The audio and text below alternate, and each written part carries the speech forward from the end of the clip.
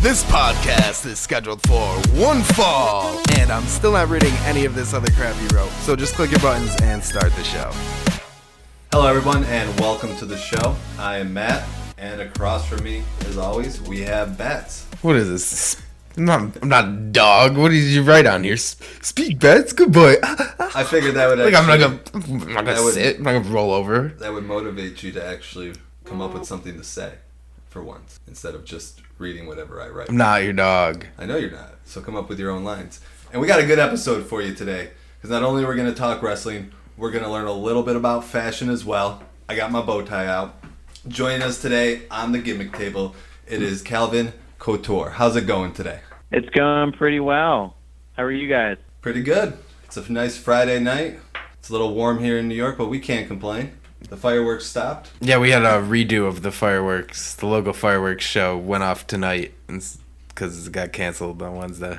And luckily those ended right before we started the interview, so we don't have fireworks going off. There you go. Yeah, they just legalized fireworks here in Pennsylvania, so they keep going off every so often. So it's fun. It's fun times over here.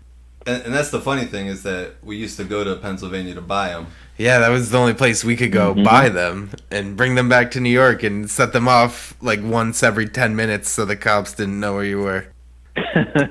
One thing I gotta say is I do love your bow tie. All right, I have a bow tie. I've never been able to tie the bow tie. Never seen Matt wear a bow tie before, and he's just got like an untied one draped around his neck while he's wearing this beat up white t-shirt. Well, hey, at least he's trying. I'll give him that. A for effort. Thank you. But I can honestly tell you, I spent about, the one time I attempted to wear it after I purchased it, I spent about a good 2 hours on YouTube attempting to tie it. So you got to tell me, is that a real one? Of course it's not a real one. I can't give my opponents the advantage of choking me with something. Fair enough. It's a pretty easy move. They go to choke you, you slip right out of it. Now, I will say, there has only been one time that my bow tie has fallen off during a match. No, I can't remember what I did. I did a move. I was getting ready to fix my bow tie. It popped off. So what do? I choke my opponent with it. All right. So wait, it wouldn't really matter then. If it's What's that? It wouldn't really matter then if it's a clip-on or reel, because you could still get choked with it. I use everything I can to my advantage to do anything to win. All right. I mean, what if you came up, got a nice bike chain bow tie? Then you could I can't say I've ever seen a bike chain bow tie, but hey, you never know what's in season. I mean, yeah, that might give you quite an advantage. I could tell you something about my co-host. He's not familiar with the fashion season. That's not true. I'm wearing a Banana Republic shirt. Banana Republic? Oh, it's nice. It's got okay. an elephant on it. Okay. It's just the logo. It's just the elephant logo. I mean, and like he said, I'm wearing a beat-up plain white t-shirt. But I just got out of work, so I have an excuse. That's what you wore to work? Maybe someday I'll give you my fashion sense. Maybe I'll give you a personal fashion consulting. I mean, I wear a hoodie and jeans pretty much every day. Are those Gucci jeans? No, I think they're Mark Anthony. I can tell you right now that our sound guy loves Gucci, and he smiled as soon as you said that. There you go. His ears perked up. Someone in that studio has some fashion sense. Oh, thank you. Cade buys Supreme all day. He's got a Supreme backpack. He's got something new from Supreme every time he comes over here. He was doing sound at the last wrestling show, and because with Supreme you can only get it when it drops, he's sitting there doing sound, but lo and behold, he still found time to make sure that he was one of the lucky few who got his brand new Supreme book bag. There you go. That's all that matters. You got to be one of the few. You got to stand out. Okay, definitely stands out, but he could still use you. Definitely, sir. You got everybody in this room beat on style. I can tell you that much from what I've seen. Now, you talking on? Have you seen mainly my Instagram, my Twitter, my Facebook, my YouTube? What do you guys mainly see from me? Mainly, I see you on Instagram. I did get an opportunity to check out your YouTube channel, so anybody listening, make sure you check that out as well. But your whole appeal, the way that you do it, I love your promo that you cut, where you talked about how you already got the gold, so now you need some around your waist. The way that you present it, it's wonderful. It's refreshing to see. Thank you. Yeah, I try to bring a little something different to the ring. I'm not the biggest guy. I know that. So, I'm gonna stand out every way I possibly can, and people will realize not to underestimate me whenever they're in the ring with me. Well, yeah, you're gonna choke them with the bow tie.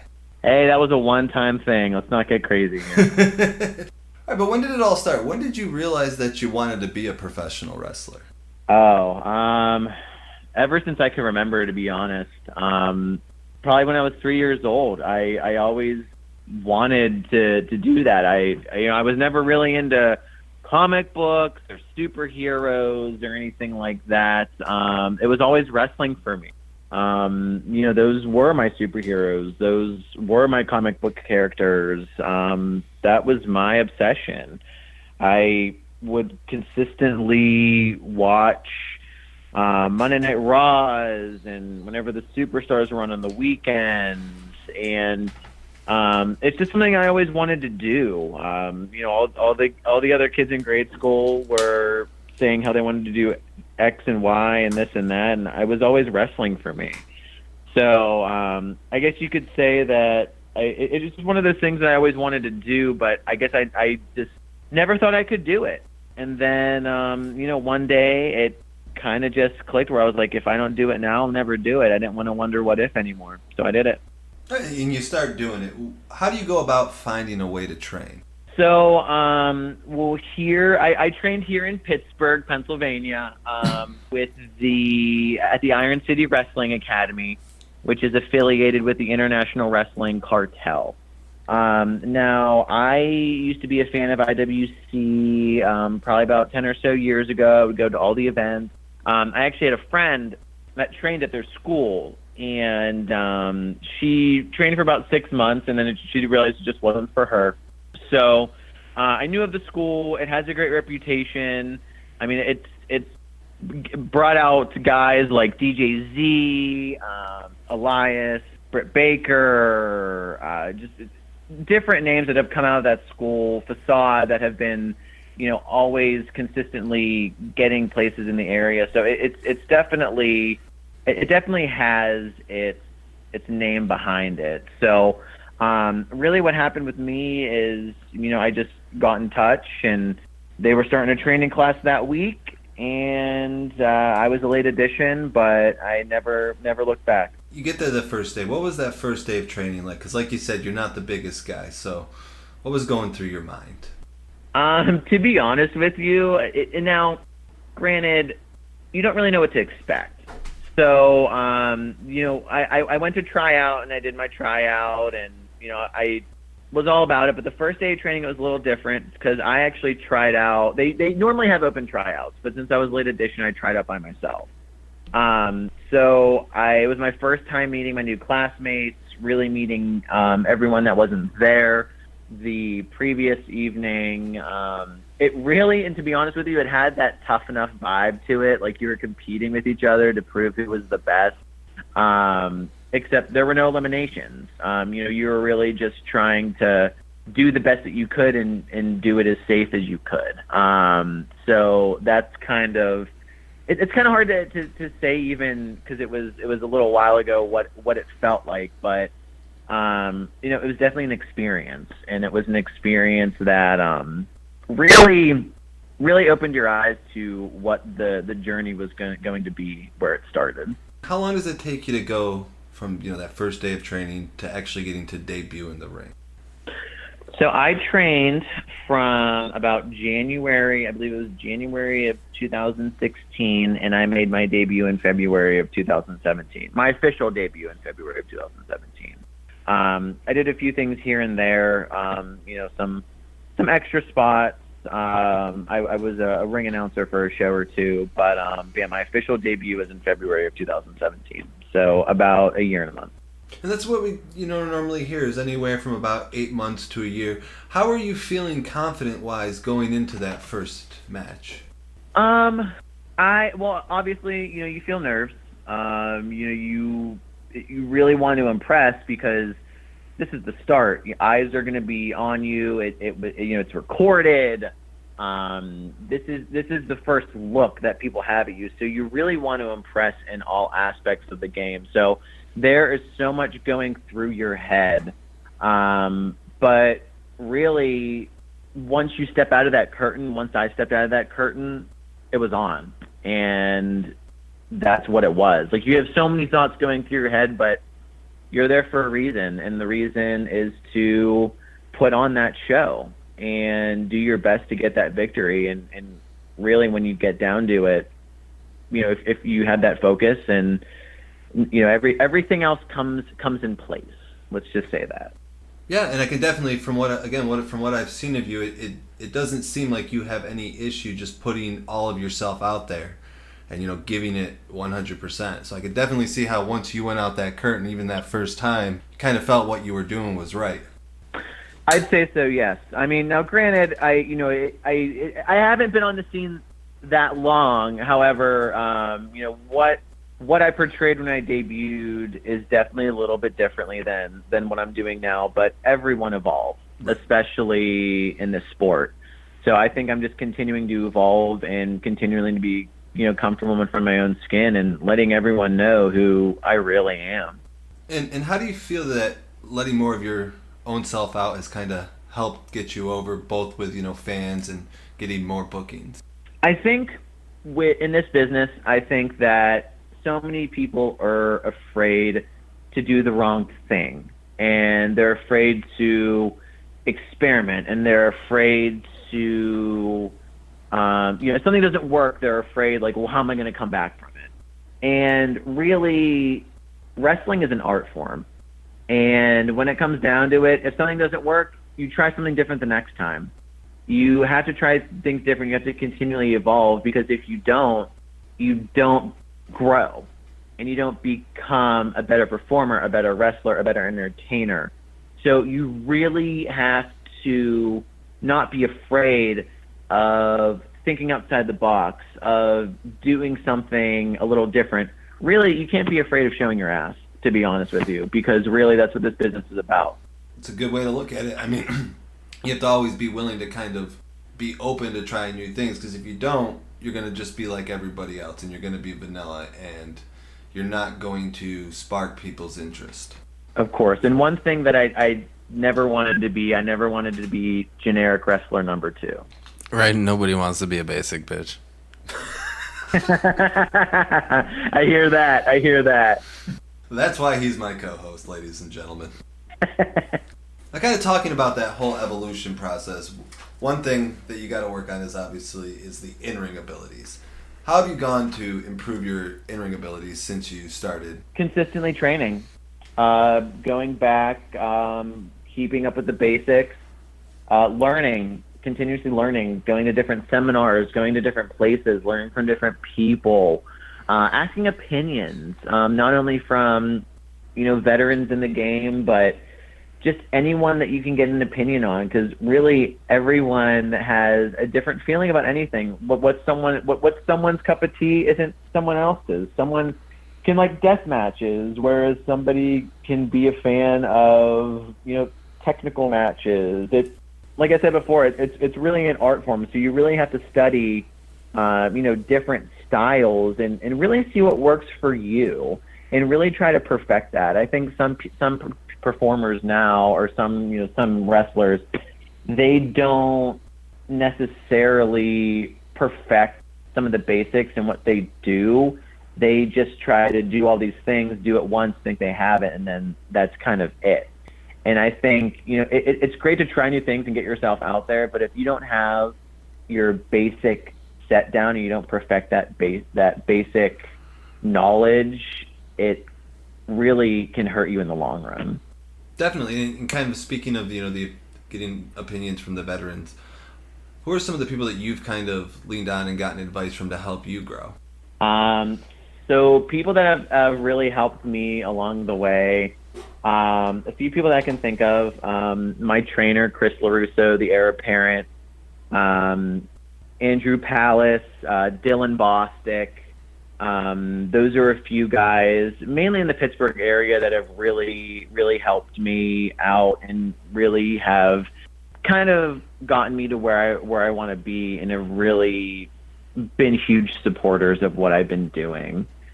Especially in the mindset of getting out there and going more places and doing more things and not just becoming stagnant. They've really been supporters of really trying to network and get out there.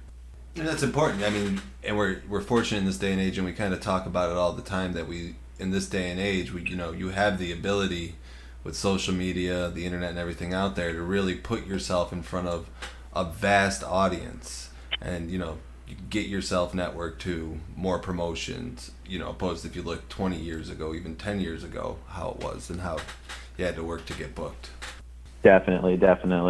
Outside of the in-ring abilities, in-ring psychology is also key. How have you gone about sharpening your skills in that aspect?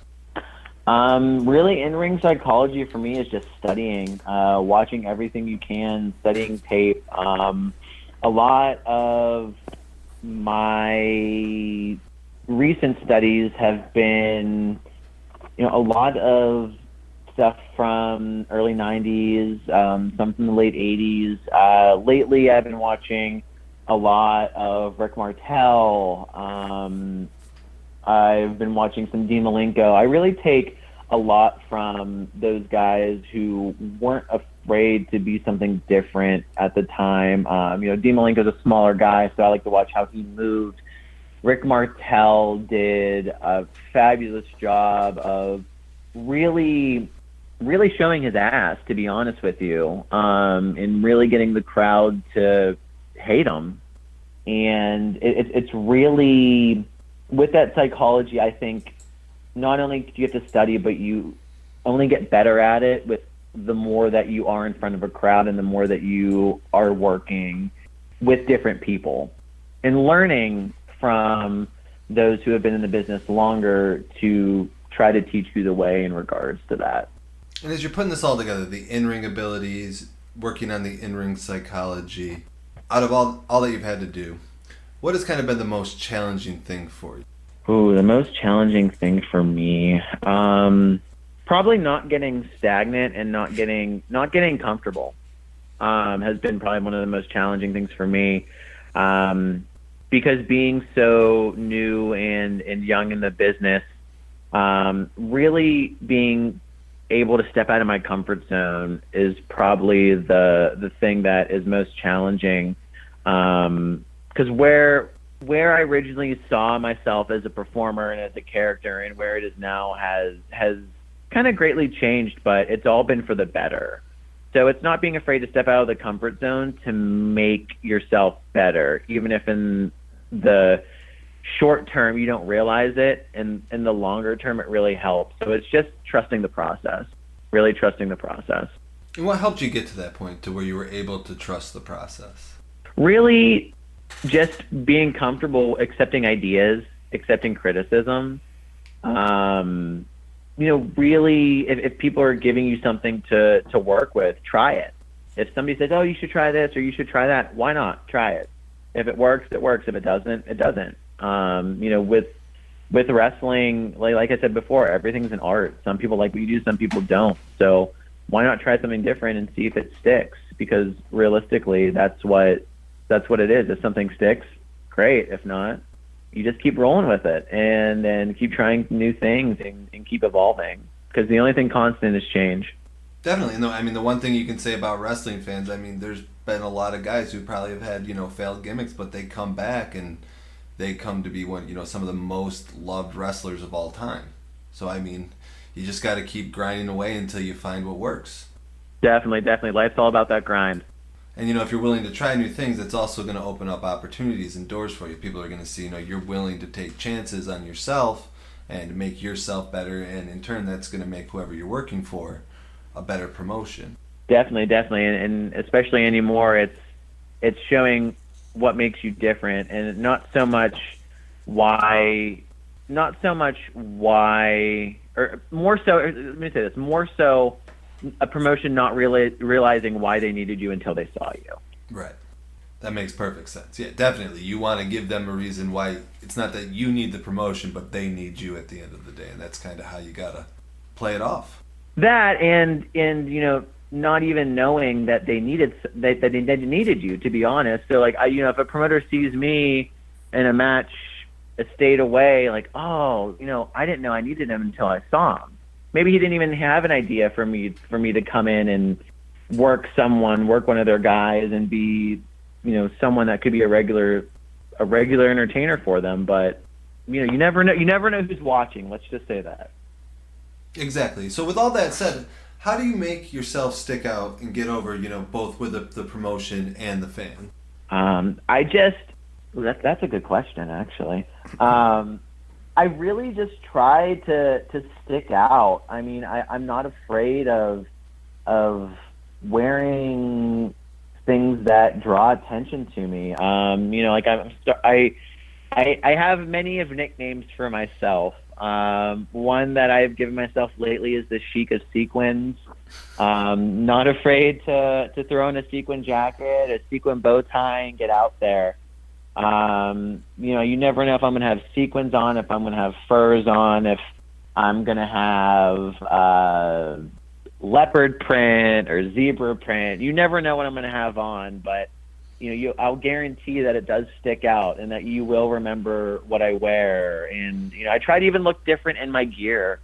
I mean, I do like being a little basic from time to time, but, there are some times where I take risks. I think I'm one of the few that wears an all white pair, just a plain white pair of trunks, and not everyone wears that because it's pretty. I'll attest to it. It's pretty hard to clean, but it's just small things like that. Just try to stand out in any way possible because I'm not the biggest guy. I'm not the most threatening guy. Walk into a room, but when I do walk into a room, you will know I'm there, whether it be my perfect tan or my clean bow tie or my sequins or my furs.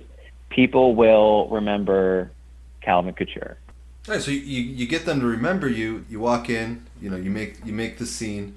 How do you get them to also remember you in the ring? He just told you, man. It's perfect tan.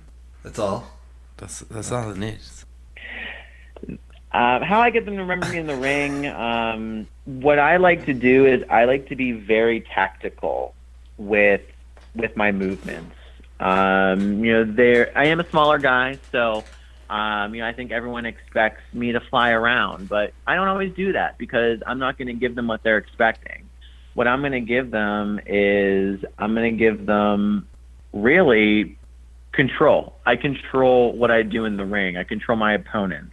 I really like to make sure that the crowd knows I'm there. They're not going to forget. Whenever I'm in the ring, the crowd is never going to be checking their phone. Their eyes are going to be on me at all times. Even if I have to pinpoint out a certain fan that I see on their phone, I will call them out for being on their phone. They will watch me in the ring beat up whoever I'm beating up, and they will like it. But that's a good way to do it, especially if you have somebody that maybe isn't fully interested at that point, and you kind of highlight them, make them part of the show. At that point, you're going to have their full interest for the rest of that match. Oh yeah, if I don't have their interest already. Well, if they're on their phone, I'm just trying to, I don't know. Well, crowd interaction. Well, they could be opening their phone to take a picture of me. That's true.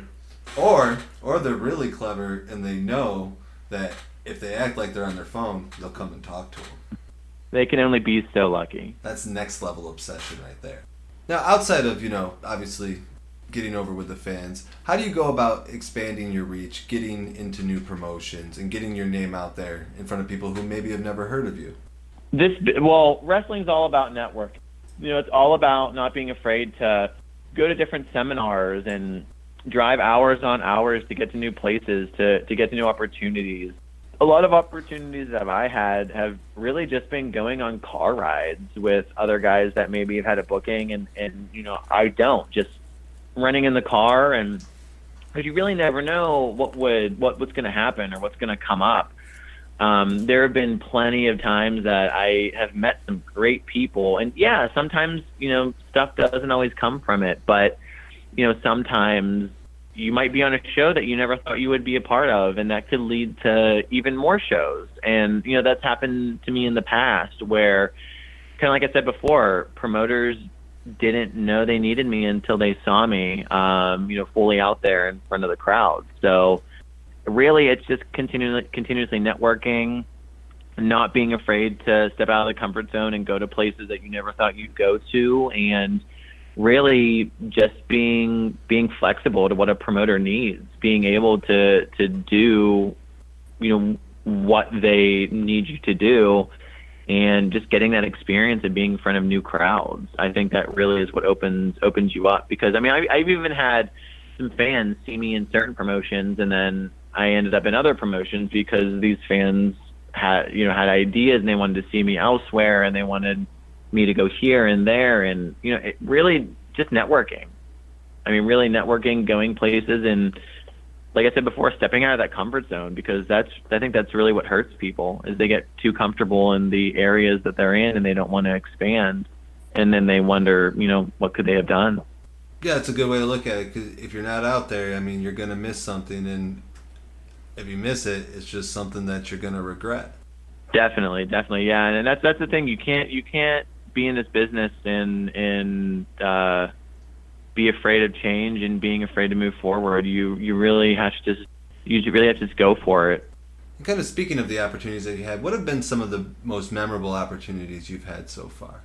Good question. One of my favorite opportunities that I have had, I participated in the Nova Pro Wrestling Sink or Swim tryout show.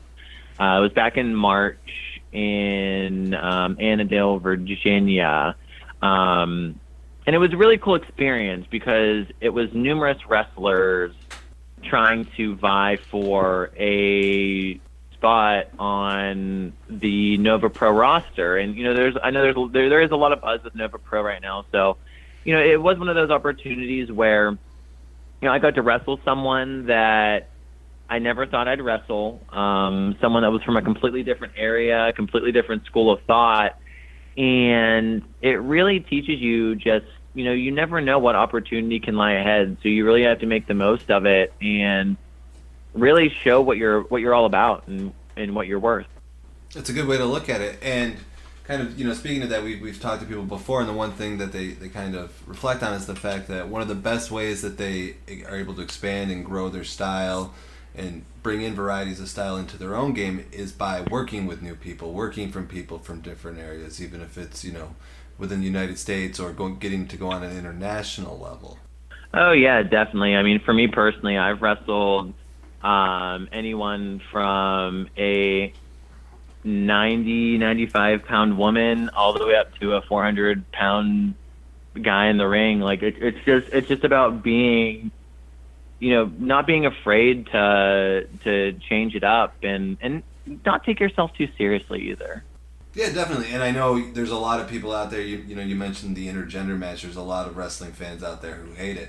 I personally think it's, when done right, it's one of the best things out there. Just as good as two guys fighting each other or two girls.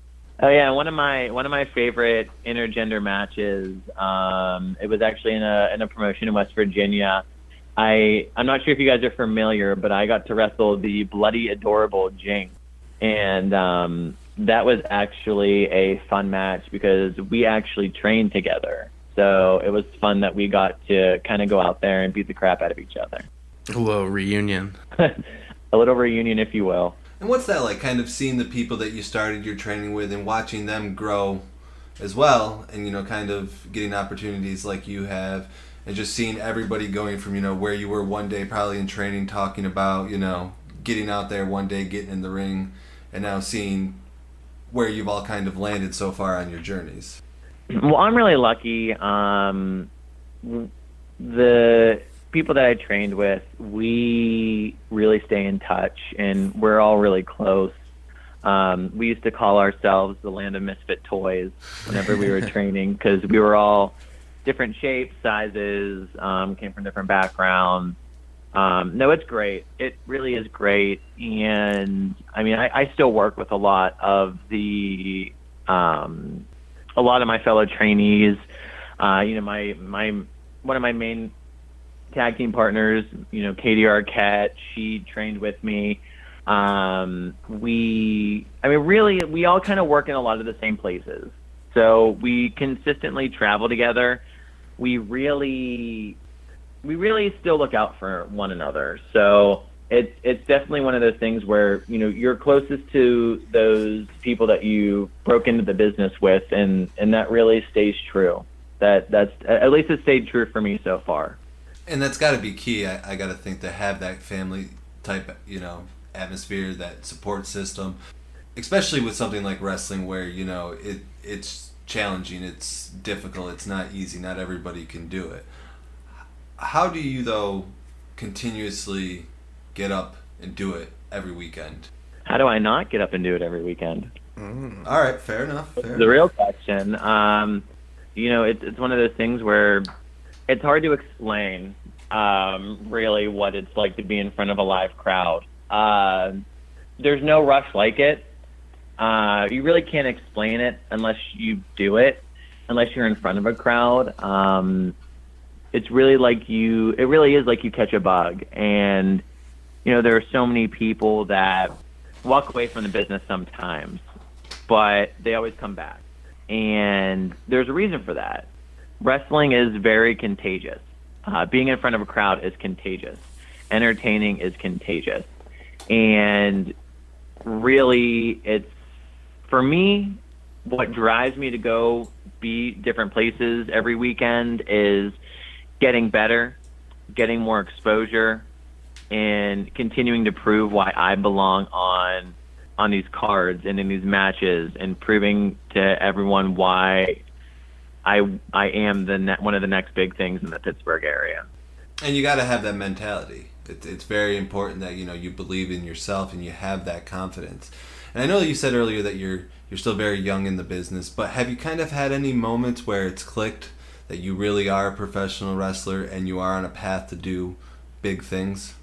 I think just getting that reaction from crowds, being able to turn a quiet crowd into a in-tuned, active crowd. Anytime I have a fan that was booing me and, really hated me during a match, come up to me after the match and really appreciate what I was doing, that really means a lot. And of course, anything coming from promoters and different wrestlers that just say, you have something, you're onto something.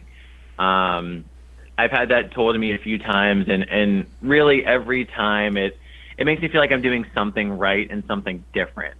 Granted, I always think I can do better. I mean, really, I'm my biggest critic. So, I'm tearing what I'm doing apart a little more than someone else might. But I love hearing other opinions and other critiques from everyone, because I want to get better, and you can only go so far by staying in the same places.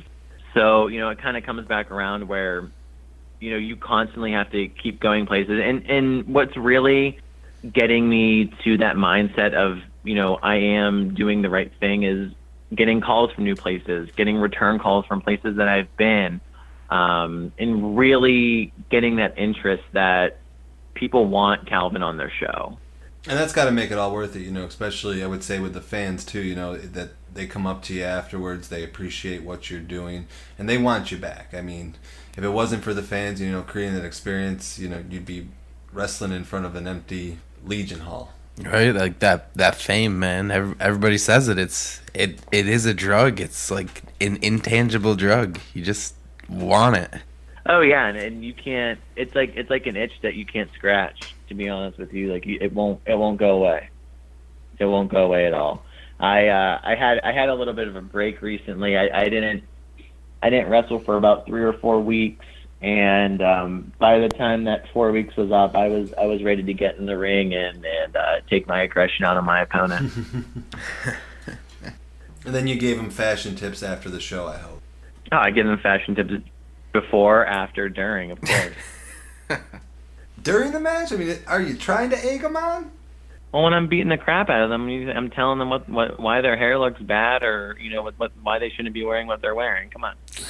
Just putting salt in the wounds. This is a 24/7 job here. I am the fashionista of professional wrestling. This doesn't just go away overnight. It doesn't turn off when he leaves the building. Oh no, not at all.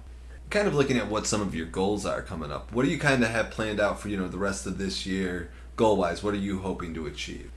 Goal-wise, the rest of this year, I'm hoping to be on hopefully 1 or 2 pay-per-views coming up over the next few months. That's really an achievable goal for me right now. Really to continue going out there and getting into a few different markets. Mainly right now I'm in Ohio, Pennsylvania, West Virginia. I really want to get into New Jersey, New York. I'd love to get into Canada. Trying to work my way into Chicago, Boston. Want to get back down to Virginia. I'm really just trying to get out there more and travel. I also have plans to go to North Carolina, South Carolina. Really trying to get all along the coast and continue to get my name out there and continue to show others why I should be there. Good for you. And bright side, if you come to New York, plus we can come and you can give us fashion tips. There you go. I always have T-shirts and bow ties for sale. Well, I already got the bow tie. That you can't tie. Is it an official Calvin Couture bow tie? Can we make it? Can I just write your name on it? That's not how that works. I think he has to write his name That's on what we call a knockoff. I'll be out in the parking lot selling my knockoff bow ties. Thank you very much. All right, but what about long term? Where do you want to see all this end up? What is your big goal? Ooh, my big goal. Honestly, one of my big goals right now, I want to have a professional match that is televised. And by televised, I mean I want my grandma to be able to turn the TV on and see me on TV. So really right now, I wouldn't say that's my long-term goal, but that's a goal that I'm shooting for and that I think is achievable where I'm going to be heading. Of course, I want to work for one of the top promotions in America. I'd love to work for Ring of Honor. I'd love to work for Impact. Of course, I'd love to work for WWE. So really, I just want to continue to make a name for myself and be that asset to any of those companies. Definitely a good way to look at it. Now, speaking of the big companies, who are some of those dream matches that you would kind of want to see yourself in the ring with down the road?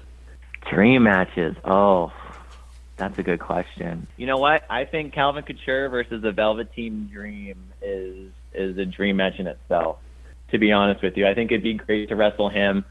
I would love to wrestle Dolph Ziggler. That would be a fantastic dream come true. Dalton Castle. I would love to wrestle Dalton Castle as well. I think that would be a wild match. He actually did some work with the International Wrestling Cartel a few years ago, and I would love to get in the ring with him. That would be a good one. Just to name a few. Yeah, you picked some good ones, though. I could also see you and Velveteen teaming up. I think you guys would crush the tag team division. Oh, we totally would, of course. And kind of through this journey you've been on, what has been the most important thing that you've learned so far? Most important thing I've learned, really to accept criticism and to be humble, but you really have to stay in that mindset that you want to better yourself. And really just to get out there and not be afraid to talk to people, not be afraid to network. Because really, when you get down to it, networking is a huge part of this business, and you never know who you could be talking to that could be your next phone call, or could be your next message, or could be your next booking. Really, and really just to be true to yourself. Granted, you should step out of your comfort zone, but sometimes just if you feel like you need to go with something, go with your gut. Really go with your gut and follow your heart, because when it comes down to it, you only have one life to live. So why live with regret? That's a good way to look at it. Definitely can't, don't want to be on your deathbed going, what if I did do that pro wrestling thing, 70 years ago? And that's how it started for me. I didn't want to wonder what if anymore, so that's, I don't have to wonder. Yeah, there's a lot of people out there that, I hope everybody, I wish everybody, I know there's a lot of people that can't, whatever it is, really just took life by the horns, I think the world as a whole would be a much better place and people would be a lot happier. Oh, yeah, for sure. And I think, I don't remember who told me this, but someone said, you guys are part of the small percentage that were in the crowd and said I could do this, and you guys are the small percentage that do it. So I can say we're already ahead of the game. Definitely. Now, we kind of talked about branding, networking. How can our listeners get a hold of you on social media? All right, so I am on Instagram, which I know you guys know. Calvin Couture. I also have a YouTube channel, Calvin Couture, which I update content as much as I possibly can. You can also find me on Twitter at Calvin_Couture. And then I also have a fan page on Facebook. Go like Calvin Couture. Any problem finding those, I'm probably wearing a sequin jacket or a bow tie in any or all of those pictures. And the beautiful thing is we'll make sure to include them in the show notes in case people forget to write it down. And Couture is spelled Couture, in case. That is correct. In case you're like me and you couldn't figure that out. Oh, you wouldn't believe how many people get that wrong. But it's all good. It all means the same. They remember my face. That's all that matters. What about upcoming shows? Again, this will air on Monday. When can we see you in the ring again?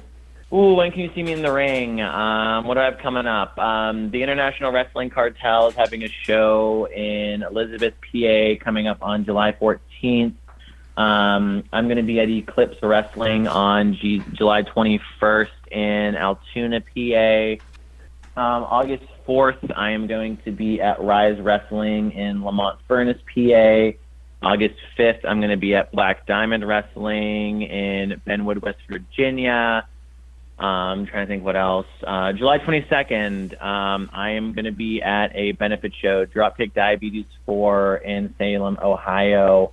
It's going to be a really great cause, so I'm really excited to do that.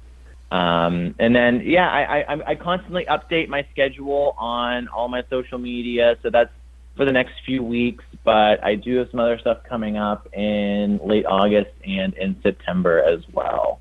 Awesome, and we'll make sure to keep an eye out that and make sure we can retweet anything that we can to help you out.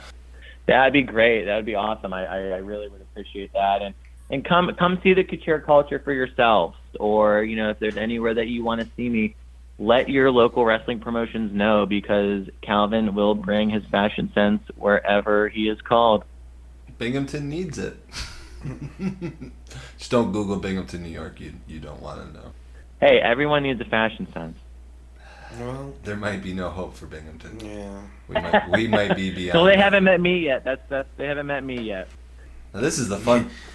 Oh no! Would you like to defend Binghamton or no? I was just say you haven't met them yet. Yeah, you don't want to meet them. We don't want to meet them, but we had to because we were born here. We weren't given the choice. You have my job is literally to meet all of them. Yeah. Now this is the fun part of the show where we unhinge the gimmick table, and we have some rather unique questions. Oh, this one's really unique. So I'm gonna hand it over. This is quite a stretch. I'm gonna hand it over to the co-host. I have no idea what's gonna happen, so I apologize in advance. But take it over, Bats. Bring it on. All right. So generally, when we do these unhinged, it's usually like, like I say something and then you say like a wrestler, like friend of yours, or a wrestler like you admire, or something that you think fits that description type thing. Real loose set of rules to this game. You win like 10 grand if you get all the questions right. Wait, what? Nobody's ever won. It's crazy. Wait, that's right. I'm the judge. Oh, I'll win. I'm the judge. Yeah, I mean, you can't win, but you can try.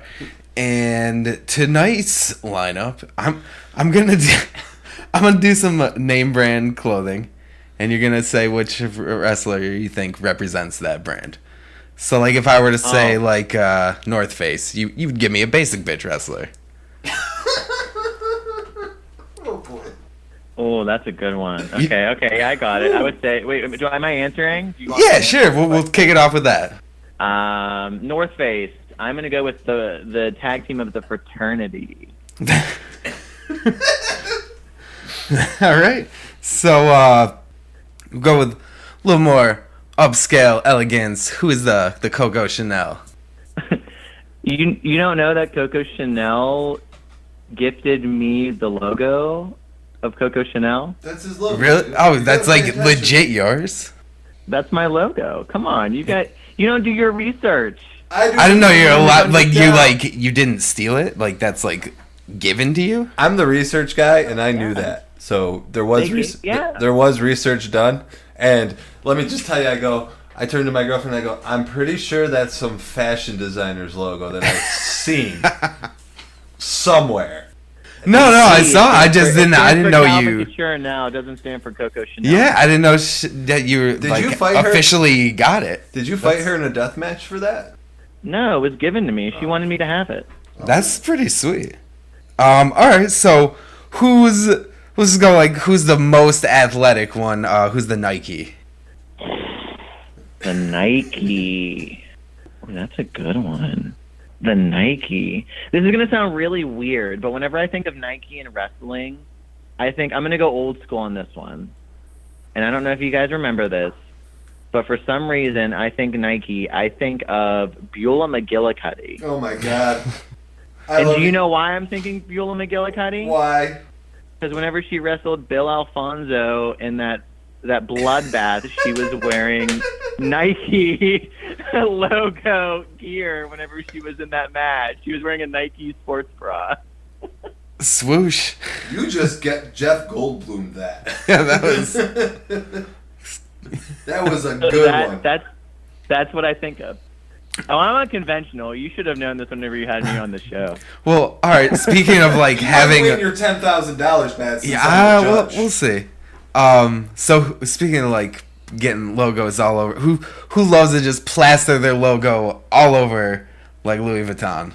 Oh, plaster their logo like Louis Vuitton. That's a good question. Logo. I'm trying to think of a wrestling logo that really comes to mind. Or just somebody who's just like getting their brand everywhere, anywhere they can put it. Okay, I got somebody for you. You better love me for saying this. I'm gonna go with the Jackson Argos. His brand is everywhere. He's been getting it. He posts 5 times a day on Instagram. I swear to God. I'm a big fan though. If Jackson Argos is listening, I'm a big fan. I mean, marketing, Mr. man. Argos, big fan. Gotta get your name out there. All right, so who's the most thug? Always rocking the DGK. Ooh, I don't know if I don't know how to answer this question. The most thug. Most gangster. I'm gonna go with the chocolate goddess, Miss Jocelyn Navarro out of Cleveland, Ohio. All right. If you guys haven't seen her, I would recommend checking her out. She is also one half of the tag team of Chocolate Couture with myself. I mean, it sounds delicious. Well, if you haven't seen her, you'll see. You'll see what I mean. All right, so finally, who's the all-round fan favorite? Who's the Gucci, man? The Gucci. Well, let's be real. I'm always Gucci, but if I had to choose somebody else, I had to choose someone else that's Gucci. Who is a Gucci? Oh, you guys are pushing me into the wall on this one. This is a hard one. I literally made this game up while we were playing it, dude. Who is Gucci? He doesn't research anything. Yeah, that's fine. It's all good. Gucci. Who's Gucci? You know what? I'm going to give the Gucci title to my leading lady, the queen of the silver screen, Miss Katie Arquette. All right. That's very, very honorable. I can honestly tell you, I never thought Gucci was going to be said by anybody else on this podcast except for our side. I literally hate every time Cade says it, but it got worked into this episode tonight. And for that, you almost win the $10,000, but you just Just didn't get there. It's all right. It's okay. It's okay. I wiped my ass with $10,000. Oh, all right. Well, fuck you, buddy. Oh, wow. Well, this got a little hostile here at the end. This is a family-oriented show, sir. Yeah, my bad. Yeah. Watch your language, sir. We're all friends here. You watch your damn mouth. Okay? Just having fun here. But we are going to hold you to the fashion... What did you call it? Fashion tips? Fashion tips. But consultant. Consultant. Yeah. We can, swing by Boscov's, and you can, show us what we're missing. Will Walmart work? Step away from the clearance rack. We got work to do. Meet me on Rodeo Drive, and then we'll talk. Hey, I've been there. Once. A couple months ago. How was that for you? Drove down there. My mom just wanted to go into the Real Housewives shop. Who is that? Kyle?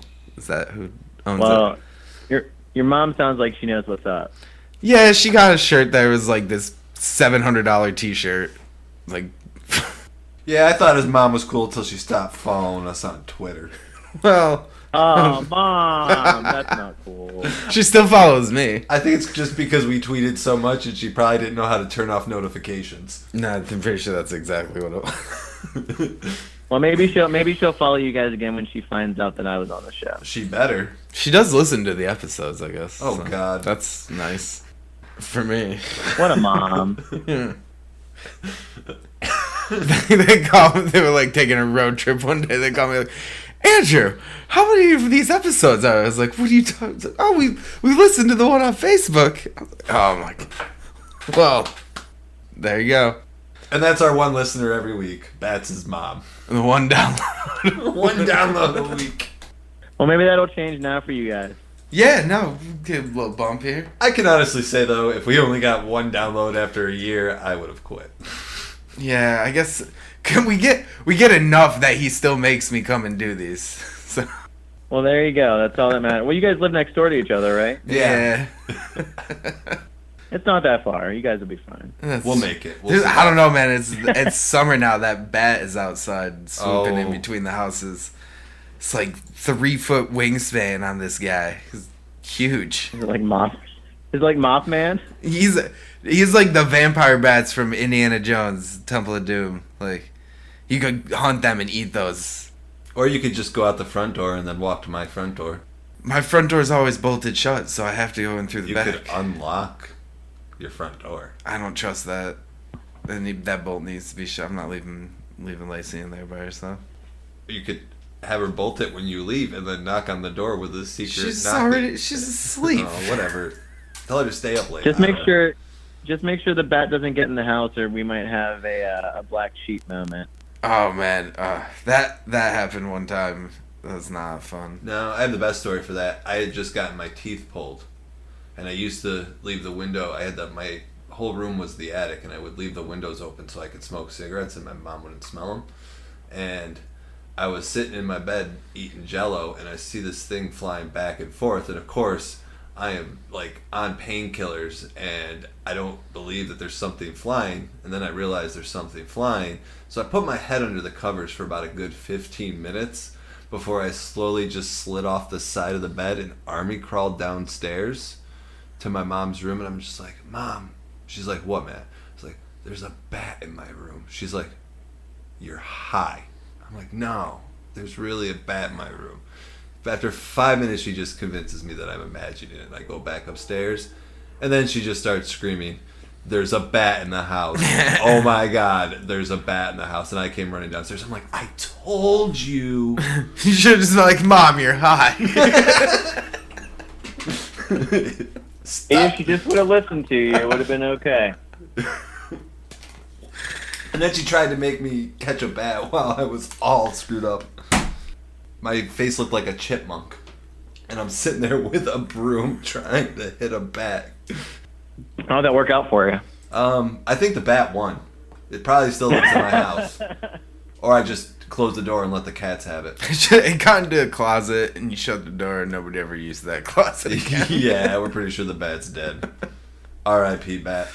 Well, Calvin, this has been a fun time. Thank you for joining us tonight on the Gimmick Table. we can't wait to see what you have going on in the future. We know you're going to do wonderful things. Yeah, thank you for having me. And remember, all jealousy is a disease, and I hope you guys get well soon. We will try. We will take our medication as prescribed by you, our doctor. The fashion medication. Yes. I'm getting off. I'm getting off the clearance rack. Yeah, please do. Please do. All right, everybody. Thank you once again for joining us today, and another big thank you to Calvin Couture. This was a wonderful episode. We had a lot of fun. We learned that hey, we need to stop shopping at the clearance rack, Bats. No more Boscovs for us. Did you literally just look at your tag and it says the clearance rack on it? No, they're Levi's. Where your clothes come from? They come from the clearance rack. That's the name of the store I shop at. But let's give away some prizes. We had a contest, so we got some prizes to give away right now. We're giving away 4 copies of Invasion from Planet WrestleTopia from our friends at Suspicious Behavior Comics. This isn't on the script. The winners are right in front of me. So we're going to run down the winners. These are basically our runner-up winners. We'll also have our grand prize winner who gets the comic plus an 8x10 autograph of Cody Rhodes! Yeah, what he said. Alright, so I'm going to try these names out here.